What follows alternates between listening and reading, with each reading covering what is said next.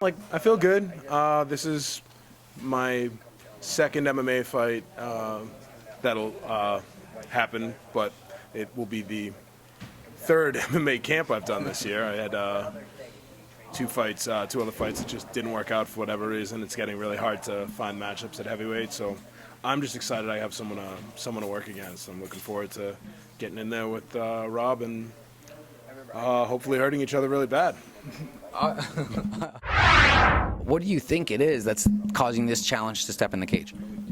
In general, it's just not natural for a lot of people, a lot of body types, to do 6 weeks of solid training and stay around in the 240 to 260, 270 range. You wind up with guys that are natural 220s, and it makes more sense for them to go to 205. Yeah. At the beginning of heavyweight, it's easier to find matchups because, you know, people aren't that serious about it. But if you've been training long enough that it makes sense for us to fight, then you probably would have gotten your natural weight. You know what I mean? Yeah. So, plus it's just hard to find it's hard to find a replacement. So there's just not a lot of us. I do really want to go pro. I'd like to, just across the board, there's kind of a log jam right now because there's so many pros at lighter weights, and it's a lot of work to make a heavyweight fight, to get guys that are going to complement each other, like that you're going to want to watch fight. You're not going to want to watch one of us get winded halfway through this thing.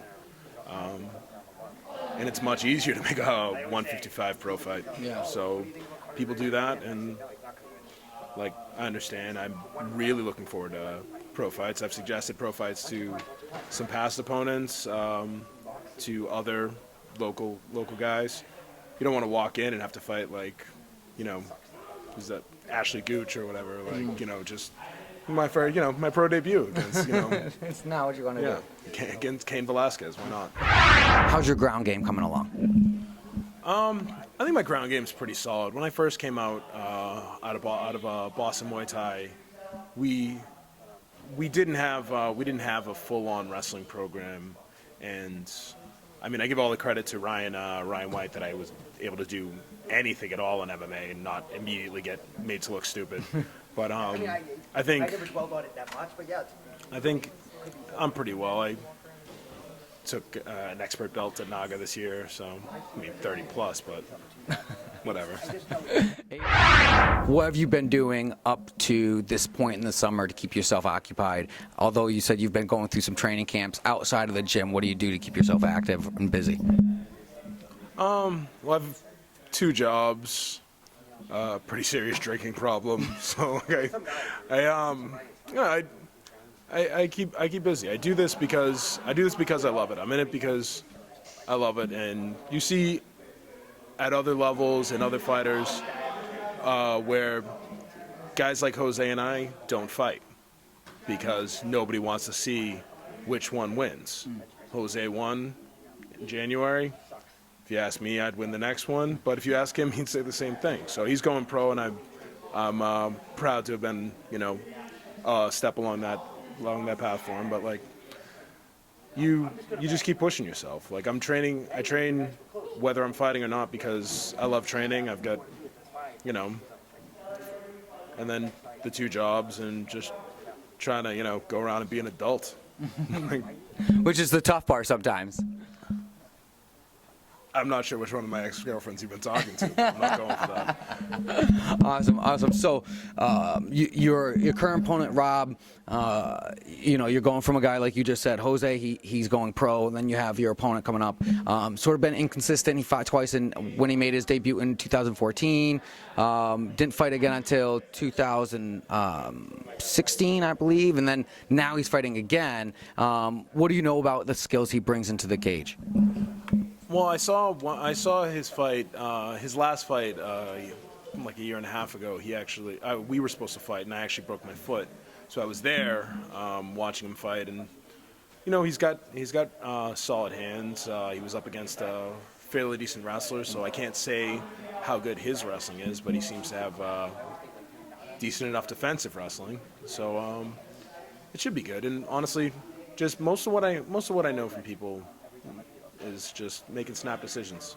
and he seems like a good guy, and it's gonna really break my heart, like punching him in the face a lot.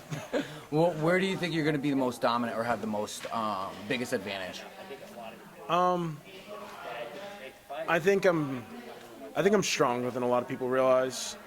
So anywhere that comes into play, I'm faster than people realize. People seem to just be surprised. I don't want to say like, oh, I think I'm gonna get him in the clinch in round 2. That's not how it goes. I think I'm gonna take him to the ground, or I think I'm gonna hold him up against the cage, or I think I'm gonna knock him out in the center. I think I'm gonna go in there and I'm gonna fight the fight. Like, I try to be a balanced fighter.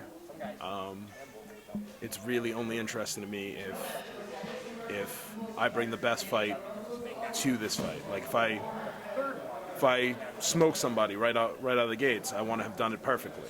So hopefully things go well and I dominate in all 3 facets. But we'll see. I'm really looking forward to it. When the cage door closes behind you, what can the fans expect? Savagery. Period. You can expect me to walk in there, and I'm the nicest guy you will ever meet outside it. Well, not ever meet. Gotta go back to that. Yeah. Listen, I'm a incredibly nice guy. I'm not in this because I like hurting people. I'm not in this because I feel some weird need to dominate another person. However, that cage door closes and I'm not really a person anymore. I'm just an animal, a machine, or whatever's there to destroy whatever's on the other side of the cage. Follow us on Instagram, watch us on YouTube, check us out on Facebook, visit us on Twitter, and stay tuned.